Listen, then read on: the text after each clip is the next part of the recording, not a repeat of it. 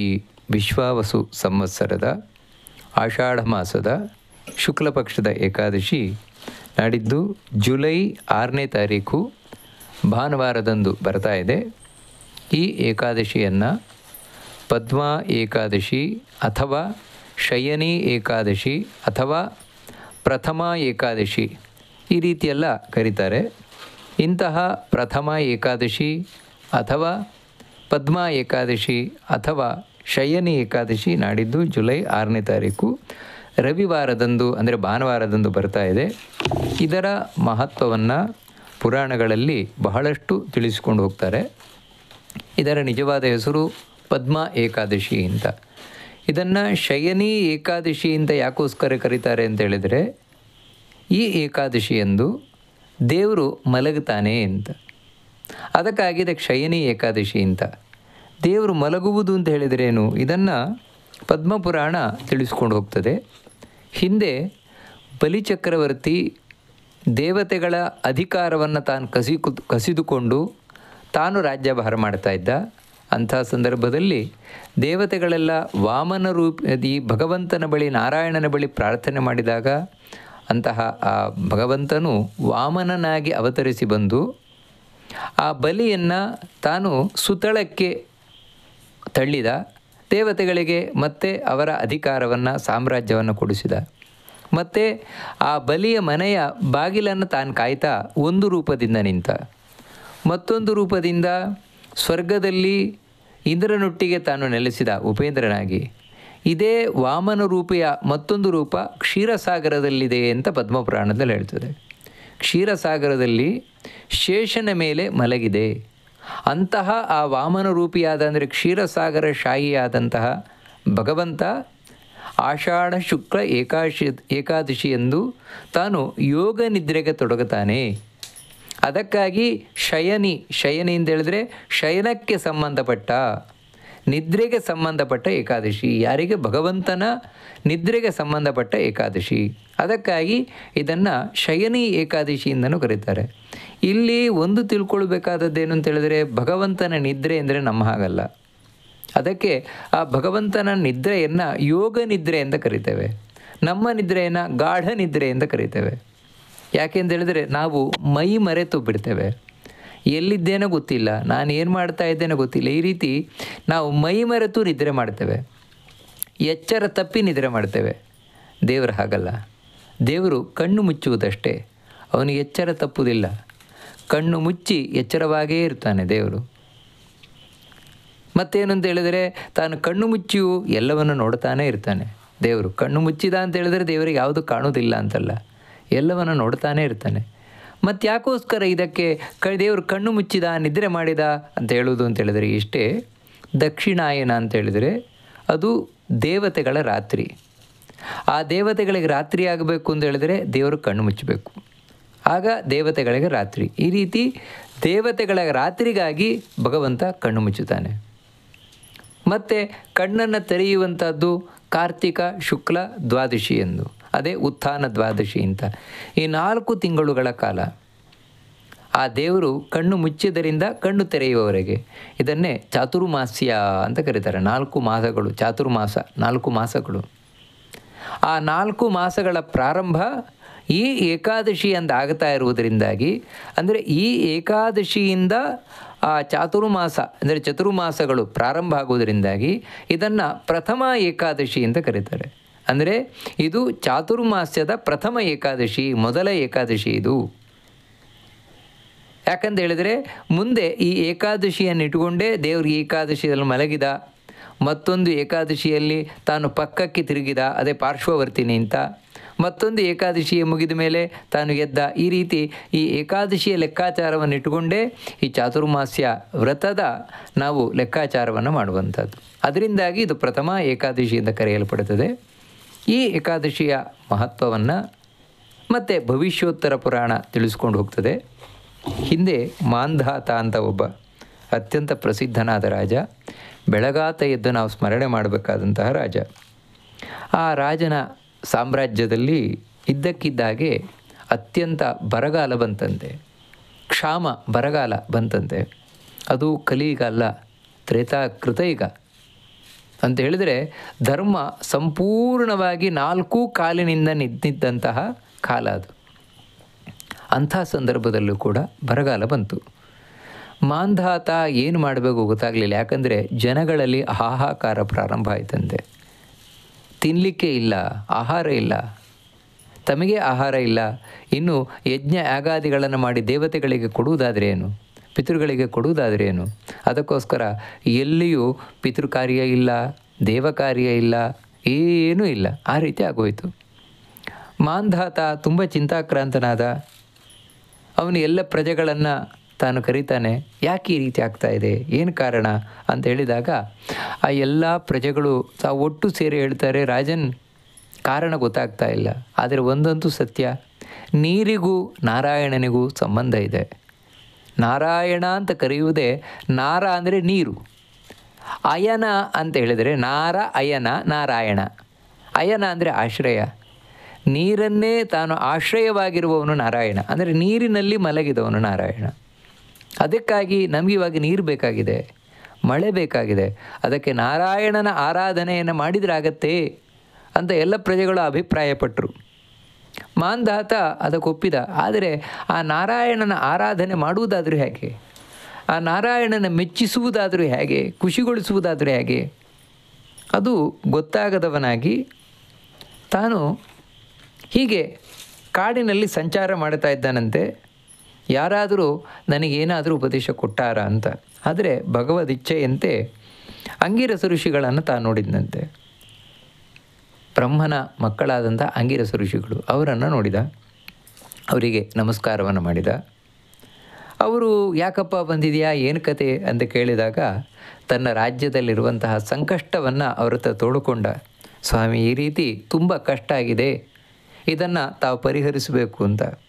ಅದಕ್ಕೆ ಅವರು ಹೇಳ್ತಾರೆ, ನೋಡಪ್ಪ, ಇದು ಕೃತಯುಗ. ಏತತ್ ಕೃತಯುಗಂ ರಾಜನ್ ಯುಗಾನಾಂ ಉತ್ತಮಂ ಯುಗಂ.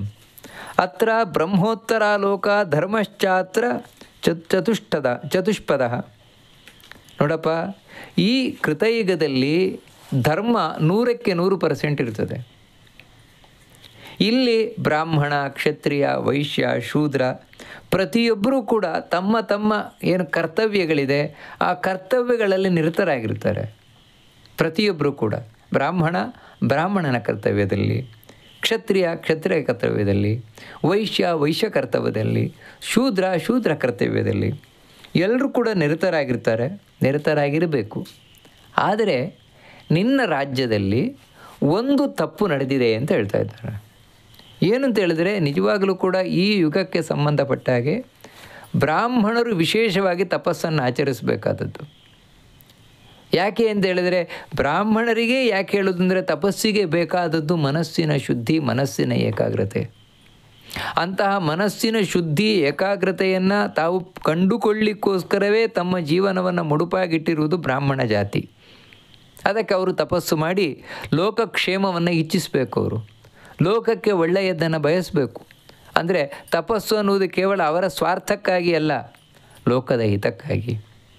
ಉಳಿದವರು ಬೇರೆ ರೀತಿಯಿಂದ ಲೋಕಕ್ಕೆ ಹಿತವನ್ನು ಮಾಡಬೇಕು. ರಾಜನಾದವನು ಒಳ್ಳೆ ರೀತಿಯಿಂದ ರಾಜ್ಯಭಾರವ ಮಾಡುವ ಮೂಲಕ, ವೈಶ್ಯನಾದವನು ಒಳ್ಳೆ ರೀತಿಯಿಂದ ಎಲ್ಲ ಪ್ರಜೆಗಳಿಗೆ ಎಂಥ ಆಹಾರ ಧಾನ್ಯಗಳು ಬೇಕು ಅವುಗಳನ್ನು ನ್ಯಾಯ ಬೆಲೆಯಲ್ಲಿ ಒದಗಿಸ್ತಾ ತಾನು ಸಹಾಯ ಮಾಡ್ತಾ, ಶೂದ್ರನಾದವನು ಇವರು ಮೂವರಿಗೂ ಕೂಡ ಏನು ಹೆಲ್ಪ್ ಬೇಕು, ಸಹಾಯ ಬೇಕು ಅದನ್ನು ಮಾಡ್ತಾ ತಾನು ಸಮಾಜಕ್ಕೆ ಹಿತವನ್ನು ಬಯಸಬೇಕು.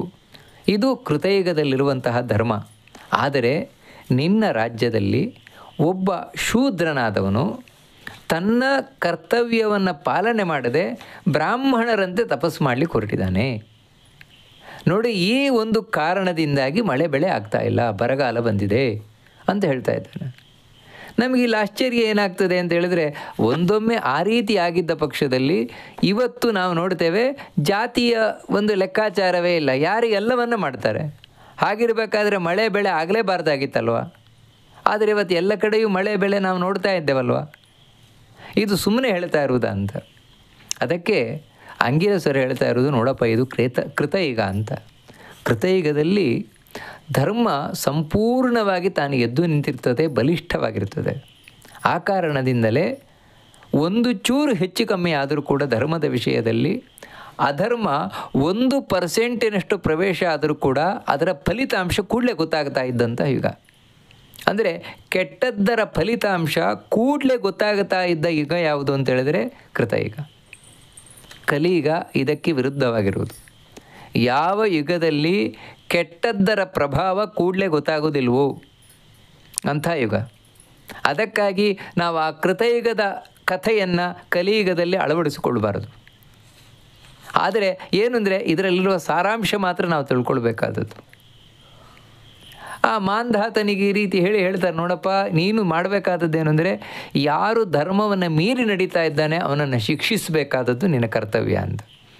ಮಾಂಧಾತ ಹೇಳ್ತಾನೆ, ನಾಹಮೇನಂ ವದಿಷ್ಯಾಮಿ ತಪಸ್ಯಂತ ಮನಾಗಸಂ. ಇಲ್ಲ, ನಾನು ಆ ಕೆಲಸ ಮಾಡಲಿಕ್ಕೆ ಹೋಗಲ್ಲ, ಅವನನ್ನು ಶಿಕ್ಷಿಸ್ಲಿಕ್ಕೆ ಹೋಗೋದಿಲ್ಲ ನಾನು. ಕಾರಣ ಏನಂದರೆ ಅವನು ಪಾಪ ಮಾಡಿಲ್ಲ, ಏನೋ ಮಾಡ್ತಾ ಇದ್ದಾನೆ, ಬೇರೆ ಏನಾದರೂ ಉಪಾಯ ಇದ್ದರೆ ಹೇಳಿ.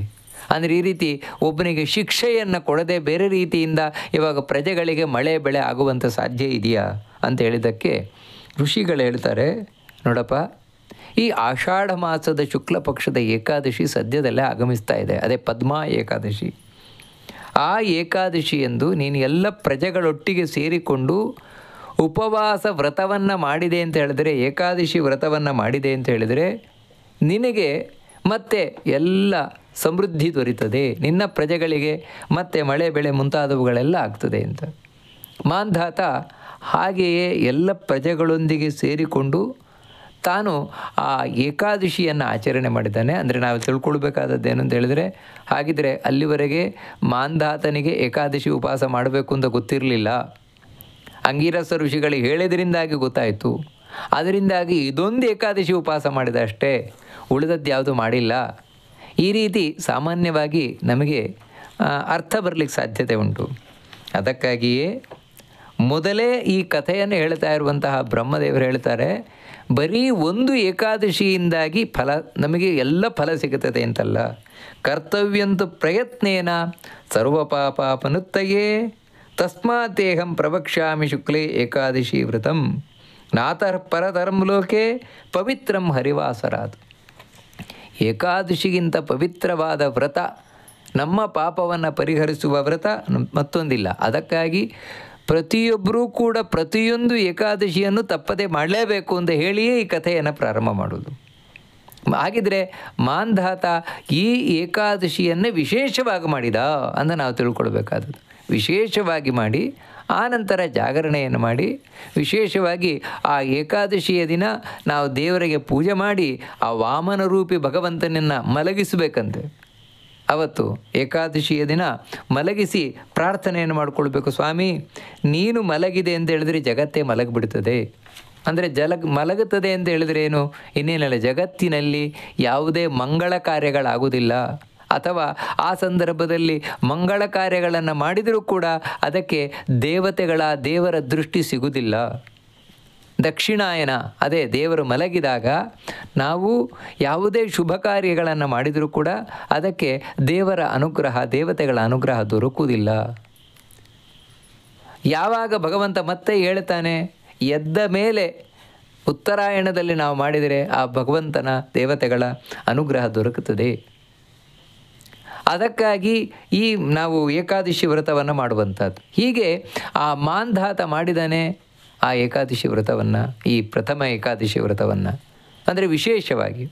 ಅದರಿಂದಾಗಿ ಭಗವಂತ ಸಂತುಷ್ಟನಾಗಿ ಆ ಊರಿನಲ್ಲಿ, ಅವನ ಸಾಮ್ರಾಜ್ಯದಲ್ಲಿ ಒಳ್ಳೆಯ ಮಳೆ ಬೆಳೆ ಸಮೃದ್ಧಿ ಉಂಟಾಯಿತು ಅಂತ ತಿಳಿಸ್ಕೊಂಡು ಹೋಗ್ತಾ ಇದ್ದಾರೆ ಬ್ರಹ್ಮದೇವರು ಇದನ್ನು ನಾರದರಿಗೆ. ಇಲ್ಲಿ ನಾವು ತಿಳ್ಕೊಳ್ಬೇಕಾದದ್ದು ಏನಂತ ಹೇಳಿದರೆ, ಏಕಾದಶಿ ವ್ರತ ಅನ್ನುವಂಥದ್ದು ಕೇವಲ ನನ್ನ ವೈಯಕ್ತಿಕವಾಗಿ ಪಾಪ ಕಳೀತದೆ, ನನ್ನನ್ನು ಉದ್ಧಾರ ಮಾಡುತ್ತದೆ, ಇಷ್ಟೇ ಅಲ್ಲ, ಮತ್ತು ಇಡೀ ದೇಶವನ್ನು ಉದ್ಧರಿಸುವಂಥದ್ದು ಏಕಾದಶಿ ವ್ರತ, ಮತ್ತು ಪಾಪವನ್ನು ಪರಿಹರಿಸುವಂಥದ್ದು ಏಕಾದಶಿ ವ್ರತ. ಇಂಥ ಏಕಾದಶಿ ವ್ರತದ ಮಹತ್ವವನ್ನು ತಿಳಿಸ್ತಾ ಅದರೊಟ್ಟಿಗೆ ಈ ಏಕಾದಶಿಯಿಂದ ಚಾತುರ್ಮಾಸ್ಯ ವ್ರತ ಪ್ರಾರಂಭ ಆಗ್ತದೆ. ದೇವರು ಮಲಗಿದಾಗ ಯಾಕೆ ಮಲಗುತ್ತಾನೆ ಅಂದರೆ ಪುಣ್ಯ ಹೆಚ್ಚು ಸಂಪಾದನೆ ಮಾಡಿ ಆ ಸಂದರ್ಭದಲ್ಲಿ. ಅದಕ್ಕೋಸ್ಕರ ದೇವರು ಮಲಗಿದ್ರಿಂದ ಏಳುವ ತನಕ ನಾವು ದೇವರ ಪ್ರೀತಿಗೋಸ್ಕರ, ಕೃಷ್ಣನ ಪ್ರೀತಿಗೋಸ್ಕರ ಏನೇನು ದಾನಾದಿಗಳನ್ನು ಮಾಡ್ತೇವೆ, ಅಥವಾ ಏನು ನಿಯಮಗಳನ್ನು ಪಾಲನೆ ಮಾಡ್ತೇವೆ, ಏನು ಜಪ ಮಾಡ್ತೇವೆ, ಅವೆಲ್ಲವೂ ಕೂಡ ಅನಂತ ಫಲದಾಯಕವಾಗಿದೆ ಅಂತ ಹೇಳ್ತಾರೆ. ಅಂದರೆ ಸುಲಭವಾಗಿ ಪುಣ್ಯವನ್ನು ಸಂಪಾದನೆ ಮಾಡಲಿಕ್ಕೆ ಇರುವಂತಹ ಇದೊಂದು ಅವಕಾಶ, ಪ್ರತಿ ವರ್ಷದಲ್ಲೂ ಕೂಡ ದೇವರು ಕೊಡುವಂತಹ ಅವಕಾಶ. ಅದಕ್ಕೋಸ್ಕರ ಅದನ್ನು ತಿಳಿಸ್ಕೊಂಡು ಹೋಗ್ತಾರೆ. ಒಂದೊಂದು ತಿಂಗಳು ಯಾರು ಗಟ್ಟಿಮುಟ್ಟಾಗಿದ್ದಾರೆ, ಆರೋಗ್ಯವಂತವಾಗಿದ್ದಾರೆ, ಅವರು ಒಂದೊಂದು ವಸ್ತುವನ್ನು ತಾವು ಬಿಡ್ತಾ ಬರಬೇಕು. ಅದರಲ್ಲಿ ಮೊದಲನೆಯ ತಿಂಗಳಿನಲ್ಲಿ ಯಾರು ಆರೋಗ್ಯವಂತರಾಗಿದ್ದಾರೆ, ಯಾರಿಗೆ ಸಾಧ್ಯ ಇದೆ, ಅವರು ತಪ್ಪದೆ ಶಾಖ ಅಂದರೆ ಎಲ್ಲ ವಿಧವಾದ ಹಣ್ಣುಗಳನ್ನು, ತರಕಾರಿಗಳನ್ನು ಅಂತೇಳಿದರೆ ಮಾವಿನ ಹಣ್ಣೊಂದು ಬರ್ತದಷ್ಟೇ, ಇನ್ನು ತರಕಾರಿಗಳನ್ನು ಹಾಗೆ ಇವುಗಳನ್ನೆಲ್ಲ ತಾವು ತ್ಯಾಗ ಮಾಡಬೇಕು. ಅದೇ ರೀತಿ ಈ ಬೇರಿನಿಂದ ಬರುವಂತಹ ಯಾವುದು ಪದಾರ್ಥಗಳಿದೆ ಅದನ್ನು, ಕಾಂಡದಿಂದ ಬರುವಂಥ ಪದಾರ್ಥಗಳು, ಒಂದು ಗಿಡದಲ್ಲಿ ಕಾಂಡದಿಂದ ಅಂದರೆ ಬೇರಿನಿಂದ ಬರುವುದು ಅಂದರೆ ಗೆಡ್ಡೆ ಗೆಣಸುಗಳು ಅದಾಗೋದಿಲ್ಲ, ಸೊಪ್ಪನ್ನು ಸ್ವೀಕಾರ ಮಾಡಲಿಕ್ಕಾಗೋದಿಲ್ಲ. ಹೀಗೆ ಇಂತಹ ಪದಾರ್ಥಗಳನ್ನು ಬಿಡಬೇಕಾದದ್ದು. ಇನ್ನು ಅತ್ಯವಶ್ಯಕವಾದಂತಹ ಅಕ್ಕಿ, ಗೋಧಿ, ಜೋಳ ಮುಂತಾದವು, ಸಕ್ಕರೆ, ತುಪ್ಪ ಮತ್ತು ಈ ಬೆಲ್ಲ ಮುಂತಾದವುಗಳೆಲ್ಲ ಉಪಯೋಗಿಸ್ಬೋದು. ಕೇವಲ ಹಣ್ಣು, ತರಕಾರಿ ಮುಂತಾದವುಗಳನ್ನು ಕೆಲವು ಹೇಳ್ತಾರೆ. ಅದನ್ನು ಚಾತುರ್ಮಾಸ್ಯ ವ್ರತಕ್ಕೆ ಸಂಬಂಧಪಟ್ಟಂತಹ ಪ್ರವಚನವನ್ನು ಕೇಳಿದರೆ ನಮಗೆ ಸ್ಪಷ್ಟ ಆಗ್ತದೆ. ನಂತರ 2ನೆಯ ತಿಂಗಳಿನಲ್ಲಿ ಮೊಸರನ್ನು ಬಿಟ್ಟು ಕೇವಲ ಮಜ್ಜಿಗೆಯನ್ನು ಉಪಯೋಗ ಮಾಡ್ಬೋದು. ಅಂತೇಳಿದರೆ ಬೆಣ್ಣೆ ತೆಗೆದ ಮಜ್ಜಿಗೆ ಅದನ್ನು ಉಪಯೋಗ ಮಾಡ್ಬೋದು. ಆ ಒಂದು ವ್ರತದಲ್ಲಿ 2ನೇ ತಿಂಗಳು ಮೊಸರನ್ನು ಬಿಡೋದು. 3ನೆಯ ತಿಂಗಳು ಅಂದರೆ ಇದೆಲ್ಲ ಏನು ಅಂತ ಹೇಳಿದರೆ, ಒಂದು ಏಕಾದಶಿಯಿಂದ ಮತ್ತು 1 ತಿಂಗಳಾದ ಮೇಲೆ ಬರುವ ಮತ್ತೊಂದು ಏಕಾದಶಿ ಅಲ್ಲಿವರೆಗೆ. ಆಮೇಲೆ 3ನೇ ತಿಂಗಳಿನಲ್ಲಿ ಹಾಲನ್ನು ಬಿಡುವುದು. 4ನೇ ತಿಂಗಳಿನಲ್ಲಿ ದ್ವಿದಳ ಅಂದರೆ ಯಾವುದು ಬೀಜವನ್ನು ಒಡೆದರೆ 2 ಆಗುತ್ತೆ, ಅಥವಾ ಯಾವುದು ಬೀಜವುಳ್ಳಂತಹ ಪದಾರ್ಥಗಳು ಅವುಗಳನ್ನೆಲ್ಲ ತ್ಯಾಗ ಮಾಡಬೇಕಾದದ್ದು. ಅಂದರೆ ಇದರ ವಿಶೇಷವಾದ ವಿವರಣೆ ಚಾತುರ್ಮಾಸ್ಯಕ್ಕೆ ವ್ರತಕ್ಕೆ ಸಂಬಂಧಪಟ್ಟ ನಾವು ಉಪನ್ಯಾಸ ಮುಂತಾದವುಗಳಿಂದ, ಪುಸ್ತಕಗಳಿಂದ ತಿಳ್ಕೊಳ್ಬಹುದಾದದ್ದು. ಹೀಗೆ ಈ ಏಕಾದಶಿ ಅನ್ನುವಂಥದ್ದೇನಿದೆ, ಇದು ಚಾತುರ್ಮಾಸ್ಯಕ್ಕೆ ಆರಂಭವಾದ ಪ್ರಥಮ ಏಕಾದಶಿ, ದೇವರು ಮಲಗುವಂತಹ ಶಯನಿ ಏಕಾದಶಿ ಅಥವಾ ಪದ್ಮ ಏಕಾದಶಿ ಅಂತ ಇದರ ಮಹತ್ವವನ್ನು ಪುರಾಣಗಳು ತಿಳಿಸ್ಕೊಂಡು ಹೋಗ್ತದೆ. ಅದನ್ನು ನಾವು ಸಂಕ್ಷೇಪವಾಗಿ ತಿಳಿದುಕೊಂಡು, ಇಂತಹ ಏಕಾದಶಿ ನಾಡಿದ್ದು ಜುಲೈ 6ನೇ ತಾರೀಕು ಭಾನುವಾರದಂದು ಬರ್ತಾ ಇದೆ. ಅದರ ಹಿಂದಿನ ದಿನ ಶನಿವಾರ, ಅವತ್ತು ದಶಮಿಯ ಆಚರಣೆ. 6ನೇ ತಾರೀಕು ಭಾನುವಾರ ಏಕಾದಶಿ ಆಚರಣೆ. 7ನೇ ತಾರೀಕು ಸೋಮವಾರ, ಅವತ್ತು ದ್ವಾದಶಿಯ ಆಚರಣೆ. ಅವತ್ತು ಬೆಳಗ್ಗೆ 6 ಗಂಟೆ 10 ನಿಮಿಷದ ನಂತರ ಆಹಾರವನ್ನು ಸ್ವೀಕಾರ ಮಾಡಬಹುದು. ಅದಕ್ಕಿಂತ ಮುಂಚೆ ಸ್ನಾನಾದಿಗಳನ್ನೆಲ್ಲ ಮುಗಿಸಿ ನಂತರ ತೀರ್ಥವನ್ನು ಸ್ವೀಕಾರ ಮಾಡಿ ಆಹಾರವನ್ನು ನಾವು ಸ್ವೀಕಾರ ಮಾಡಬಹುದು. ಆಮೇಲೆ ಈ ಏಕಾದಶಿಯನ್ನು ವಾಮನರೂಪಿ ಭಗವಂತನಿಗೆ ವಿಶೇಷವಾಗಿ ನಾವು ಅರ್ಪಣೆಯನ್ನು ಮಾಡಿದರೆ ಈ ಪ್ರಥಮ ಏಕಾದಶಿಯನ್ನು ನಾವು ಮಾಡಿದ್ದು ಸಾರ್ಥಕವಾಗ್ತದೆ. ಮತ್ತು ಪ್ರತಿ ಏಕಾದಶಿಯಲ್ಲಿ ನಾವು ನೋಡುವಂತೆ ಏಕಾದಶಿಯ ದಿನ ರಾತ್ರಿ ಎಷ್ಟು ಸಾಧ್ಯ ಉಂಟು ಅಷ್ಟು ಜಾಗರಣೆ. ಈ ಏಕಾದಶಿಯಂದು ಜಾಗರಣೆ ಮಾಡುವಂಥದ್ದು ಅತ್ಯಂತ ಪ್ರಶಸ್ತವಾಗಿರುವುದು, ಸೂಕ್ತವಾಗಿರುವಂಥದ್ದು. ಇನ್ನುಳಿದಂತೆ ಕೆಲವರು ತಾವು ಈ ಏಕಾದಶಿಯಂದು ವಿಶೇಷವಾಗಿ ಆಚರಣೆ ಮಾಡುವುದುಂಟು. ಹೌದು, ಯಾವುದೇ ರೀತಿಯಿಂದಲೂ ಕೂಡ ಈ ಪ್ರಥಮ ಏಕಾದಶಿಯ ಆಚರಣೆಯನ್ನು ನಾವು ಭಗವಂತನ ಪ್ರೀತಿಗಾಗಿ ಭಜನೆಯ ಮೂಲಕ ಇರಬಹುದು, ಸ್ತೋತ್ರ ಪಠಣದ ಮೂಲಕ ಇರಬಹುದು, ಅಥವಾ ಶಾಸ್ತ್ರ ಚಿಂತನೆಯ ಮೂಲಕ ಇರಬಹುದು. ಹಾಗೆಲ್ಲ ಮಾಡೋದು ಉಚಿತವಾದದ್ದೇ. ಆದರೆ ಯಾವುದೇ ಕಾರಣಕ್ಕೂ ಕೂಡ ನಾವು ಏಕಾದಶಿ ಆಚರಣೆ ಮಾಡ್ತೇವೆ ಅಂತ ಹಬ್ಬದ ಹಾಗೆ ನಾನು ಒಬ್ಬಟ್ಟು ಮಾಡ್ಕೊಂಡು ತಿಂತೇನೆ ಅಥವಾ ಊಟವನ್ನು ಮಾಡ್ತೇನೆ, ಇದು ಶಾಸ್ತ್ರದಲ್ಲಿ ಹೇಳಿಲ್ಲ. ಇದು ಉಪವಾಸಕ್ಕೆ ಸಂಬಂಧಪಟ್ಟ ವ್ರತವೇ ಹೊರತು ಹಬ್ಬದಂತೆ ನಾವು ಭಕ್ಷ್ಯ ಭೋಜ್ಯಗಳನ್ನು ಮಾಡಿ ತಿನ್ನುವಂತಹ ವ್ರತ ಅಲ್ಲ. ಅದು ಮಾತ್ರ ಶಾಸ್ತ್ರದ ತಪ್ಪು ಕಲ್ಪನೆಯಿಂದ ಬಂದಿರುವಂಥದ್ದು. ಅದನ್ನು ಮಾತ್ರ ಮಾಡಬಾರದು ಅಂತ ಇಷ್ಟು ಈ ಪ್ರಥಮ ಏಕಾದಶಿಯ ಬಗ್ಗೆ ತಿಳಿಸ್ತಾ, ನಾವು ಪ್ರತಿ ಬಾರಿ ನೋಡುವಂತೆ ಈ ಬಾರಿಯೂ ಕೂಡ ಪುಂಡರೀಕಾಕ್ಷ ಸ್ತೋತ್ರ ಅಥವಾ ಜಿತಂತೆ ಸ್ತೋತ್ರ ಅದರ ಚಿಂತನೆ. ಅದರಲ್ಲಿ ಈ ಬಾರಿಯ ಮೊದಲ ಶ್ಲೋಕ ತಾಪತ್ರಯದ ವಾಗ್ನೌ ಚ ದಹ್ಯಮಾನಂ ಸದಾ ವಿಭೋ ಪಾಹಿ ಮಾಂ ಪುಂಡರೀಕಾಕ್ಷ ಕೇವಲಂ ಕೃಪಯಾ ತವ. ಆ ಭಗವಂತನ ಬಳಿ, ವಿಶೇಷವಾಗಿ ನಾರಾಯಣನ ಬಳಿ ನಾವು ಪ್ರಾರ್ಥನೆಯನ್ನು ಮಾಡಿಕೊಳ್ಳುವಂಥದ್ದು, ಸ್ವಾಮಿ ನಾನಿಲ್ಲಿ ಸುಟ್ಟು ಹೋಗ್ತಾ ಇದ್ದೇನೆ ಅಂತ. ಸುಟ್ಟು ಹೋಗ್ತಾ ಇದ್ದೇನೆ. ದವಾಗ್ನೌ ದಹ್ಯಮಾನಂ. ಯಾವ ಅಗ್ನಿ ಅಂತ ಹೇಳಿದ್ರೆ ತಾಪತ್ರಯದವಾಗ್ನೋ, ತಾಪತ್ರಯವೆಂಬಂತಹ ಅಗ್ನಿ, ಅದರಲ್ಲಿ ಸುಟ್ಟು ಹೋಗ್ತಾ ಇದ್ದೇನೆ. ಆದಿದೈವಿಕ, ಆದಿಭೌತಿಕ, ಆಧ್ಯಾತ್ಮಿಕ. ಕೆಲವೊಂದು ದೇಹಕ್ಕೆ ಸಂಬಂಧಪಟ್ಟಂತಹ ತೊಂದರೆ, ಕೆಲವೊಂದು ಆತ್ಮಕ್ಕೆ ಸಂಬಂಧಪಟ್ಟಂತಹ ತೊಂದರೆ, ಅದೇ ಸಾವು ಮುಂತಾದವುಗಳೆಲ್ಲ ಆತ್ಮಕ್ಕೆ ಸಂಬಂಧಪಟ್ಟದ್ದು. ಇನ್ನು ಕೆಲವು ದೇವತೆಗಳ ಒಂದು ಶಾಪದಿಂದ ಅಥವಾ ದೇವತೆಗಳ ಮನುಸುವಿಕೆಯಿಂದ ಬರುವಂಥದ್ದು, ಆದಿದೈವಿಕ ಮುಂತಾದವುಗಳು. ನಾವು ಹೇಳ್ತೇವೆ ನಿಮ್ಮ ಗ್ರಹಚಾರ ಸರಿ ಇಲ್ಲ ಅಂತ. ಈ ರೀತಿ ನನಗೆ ಅನೇಕ ವಿಧವಾದಂಥ ತಾಪತ್ರಯ ಅಂತ ಹೇಳಿದ್ರೆ 3 ವಿಧವಾದ ತಾಪ. ಇಂತಹ ತಾಪ ನನಗೆ ಬರ್ತಾ ಇದೆ, ಕಷ್ಟ ನನಗೆ ಒದಗಿ ಬರ್ತಾ ಇದೆ ಸ್ವಾಮಿ, ಅದರಿಂದಾಗಿ ನಾನು ಸುಟ್ಟು ಹೋಗ್ತಾ ಇದ್ದೇನೆ. ಅಂತಹ ನನ್ನನ್ನು ನೀನೇ ರಕ್ಷಣೆಯನ್ನು ಮಾಡಬೇಕಾದದ್ದು.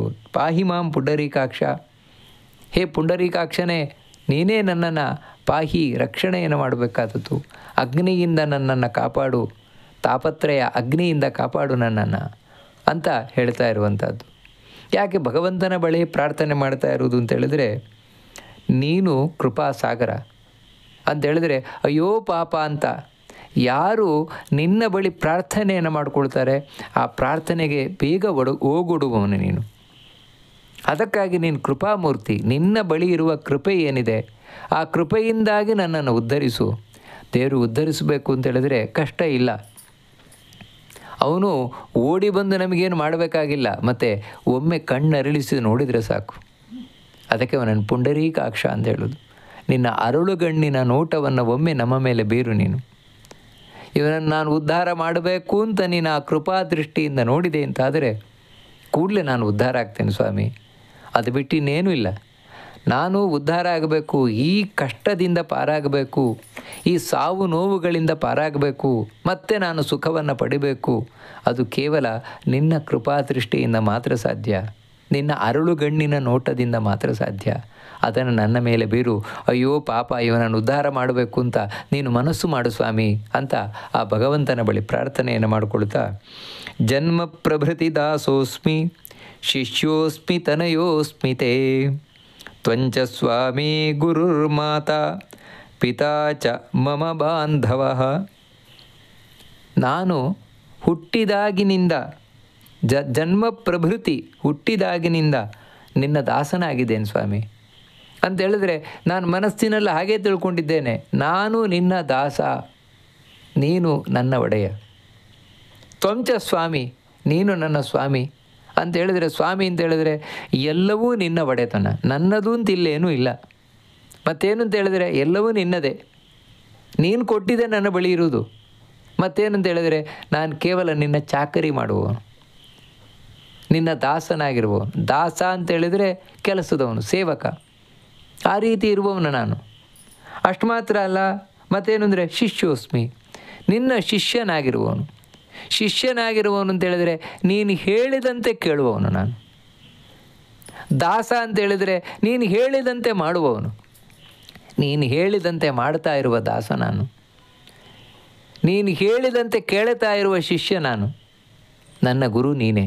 ಅಂದರೆ ನನ್ನನ್ನು ಉಪದೇಶಿಸಿ ಒಳ್ಳೆ ಮಾರ್ಗದಲ್ಲಿ ಕರ್ಕೊಂಡು ಹೋಗಬೇಕಾದವನು ನೀನೇ. ನಿನ್ನನ್ನು ಗುರು ಅಂತ ನಾನು ನಂಬಿದ್ದೇನೆ, ನಿನ್ನನ್ನು ನನ್ನ ಒಡೆಯ ಅಂತ ನಂಬಿದ್ದೇನೆ ನಾನು. ಅಷ್ಟು ಮಾತ್ರ ಅಲ್ಲ, ತನಯೋಸ್ಮಿತೆ, ನಿನ್ನ ಮಗನಂತಿರುವವನು ನಾನು, ನಿನ್ನ ಮಗನಾಗಿರುವವನು. ಯಾಕಂತ ಹೇಳಿದ್ರೆ ಮಾತಾ ಪಿತಾ ಚ, ನೀನೇ ನನ್ನ ತಂದೆ ತಾಯಿ. ಹಾಗೆ ನಾನು ನಂಬ್ಕೊಂಡಿದ್ದೇನೆ. ತ್ವಮೇವ ಮಾತಾ ಚ ಪಿತಾ ತ್ವಮೇವ ಅಂತ. ಅಂದರೆ ತಂದೆ ಅಂತ ಹೇಳಿದ್ರೆ ರಕ್ಷಿಸುವವನು, ನನ್ನನ್ನು ರಕ್ಷಿಸ್ತಾ ಇರುವವನು, ನನ್ನ ಎಲ್ಲ ಹೊಣೆಗಾರಿಕೆಯನ್ನು ಹೊತ್ತಿರುವವನು ನೀನೇ ಅಂತ ತಿಳ್ಕೊಂಡಿದ್ದೇನೆ. ಮತ್ತು ನೀನು ನನ್ನ ತಾಯಿ, ಅಂದರೆ ತಾಯಿಯ ಸ್ಥಾನದಲ್ಲಿದ್ದು ನನ್ನನ್ನು ಹೆತ್ತವನು, ಹೊತ್ತವನು. ಅಷ್ಟು ಮಾತ್ರ ಅಲ್ಲ, ನನಗೆ ಇಲ್ಲಿ ಏನು ಕಲಿಸಬೇಕು ಅದನ್ನು ಕಲಿಸಿದವನು ನೀನೇ ಆಗಿದ್ದೆ ಸ್ವಾಮಿ. ಅದಕ್ಕೆ ನೀನು ತಾಯಿಯ ಸ್ಥಾನದಲ್ಲಿರುವವನು, ತಂದೆಯ ಸ್ಥಾನದಲ್ಲಿರುವವನು, ಕಡೆಗೆ ಮಮ ಬಾಂಧವ, ನನ್ನ ಬಂಧುವಾಗಿರುವವನು ನೀನೇ ಅಂತ ಹೇಳಿದ್ರೆ, ಬಂಧುವಾಗಿರುವವನು ಅಂತೇಳಿದ್ರೆ ನನ್ನನ್ನು ಇಲ್ಲಿ ನಾನಾ ಕಡೆಯಿಂದ ಬಂಧಿಸ್ತಾ ಇದೆಯಾ, ಅದು ನೀನೇ ಆಗಿದೆಯಾ ಸ್ವಾಮಿ. ಅಂತಹ ನಿನ್ನನ್ನು ನಾನು ಶರಣು ಹೊಂದಿದ್ದೇನೆ. ದಾಸನಾದವನನ್ನು ಒಡೆಯ ನೋಡಿಕೊಳ್ಳುವಂತೆ ನೋಡ್ಕೋ, ಶಿಷ್ಯನಾದವನನ್ನು ಗುರು ಉಪದೇಶಿಸುವಂತೆ ಉಪದೇಶಿಸು, ಮಗನಂತೆ ಇರುವವನನ್ನು ತಂದೆ ತಾಯಿಯಂತೆ ಇದ್ದು ನನ್ನನ್ನು ಸದಾ ರಕ್ಷಣೆ ಮಾಡು ಸ್ವಾಮಿ ಅಂತ ಈ ಶ್ಲೋಕದಲ್ಲಿ ಬಹಳ ಸುಂದರವಾಗಿ ಪ್ರಾರ್ಥನೆಯನ್ನು ಮಾಡ್ತಾರೆ ಭಗವಂತನನ್ನು ಕುರಿತು. ಇಂತಹ ಆ ಪುಂಡರೀಕಾಕ್ಷ ಸ್ತೋತ್ರದ ಚಿಂತನೆಯನ್ನು ಮಾಡ್ತಾ ನಾವು ನಮ್ಮ ಈ ಜನ್ಮವನ್ನು ಸಾರ್ಥಕ ಮಾಡಿಕೊಳ್ಳೋಣ, ಈ ಏಕಾದಶಿಯನ್ನು ಸಾರ್ಥಕ ಮಾಡಿಕೊಳ್ಳೋಣ ಅಂತ ಹೇಳ್ತಾ ಈ ಎರಡು ಮಾತುಗಳನ್ನು ಆ ಮಧ್ವಾಂತರ್ಗತ ಭಗವಂತನಿಗೆ ಅರ್ಪಣೆಯನ್ನು ಮಾಡೋಣ. ಶ್ರೀಕೃಷ್ಣ ಅರ್ಪಣಮಸ್ತು.